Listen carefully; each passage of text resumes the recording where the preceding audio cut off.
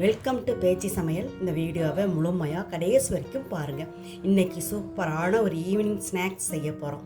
கடலைப்பருப்பை வச்சு செய்ய போகிறோம். கார கடலைப்பருப்பு செய்ய போகிறோம். கடையிலெல்லாம் பார்த்துருப்போம், வீட்டிலேயே நம்ம செய்ய போகிறோம். எப்படின்னு பார்க்குறதுக்கு முன்னால் வீடியோவை சப்ஸ்கிரைப் பண்ணாமல் பார்த்துக்கிருந்தாலும் புதுசாக பார்த்துக்கிருந்தாலும் சப்ஸ்கிரைப் பண்ணி வச்சுங்க. பக்கத்தில் உள்ள பெல் பட்டனை கிளிக் பண்ணிடுங்க. ஆல் ஆப்ஷனையும் கிளிக் பண்ணியிருக்கேன். வாங்க வீடியோக்குள்ளே போய் பார்க்கலாம். கடலைப்பருப்பை எடுத்துக்கணும்.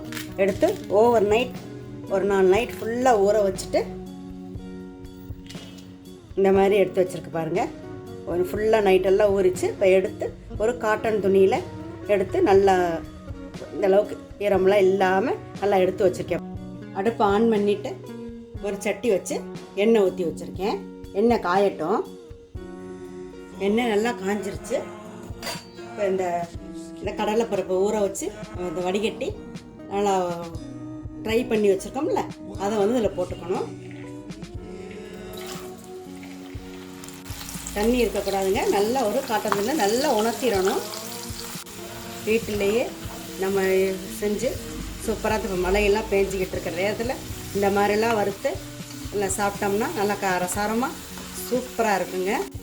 பாருங்கள், நல்லா வந்து கலரெல்லாம் மாறி கடலைப்பருப்பெல்லாம் மேலே வந்துருச்சு மிதக்கிற மாதிரி. இப்போ இது வந்து எடுத்துடலாம்.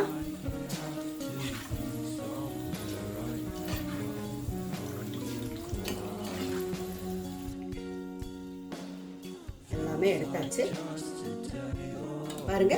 இது போல எல்லா கடலைப்பருப்பையும் வறுத்து எடுக்கணும்.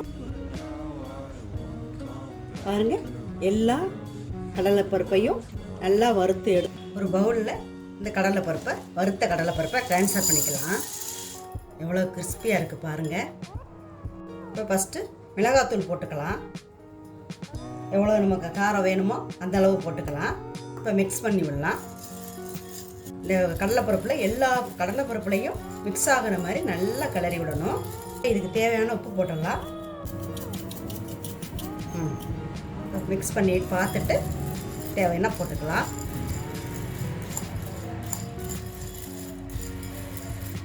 நல்லா எல்லா கடலையும் உப்பு படுற மாதிரி நல்லா மிக்ஸ் பண்ணி விடணும். எல்லாமே மிக்ஸ் ஆகிடுச்சு. இப்போ சாப்பிட்டு பார்க்கலாம் எப்படி இருக்குன்னு.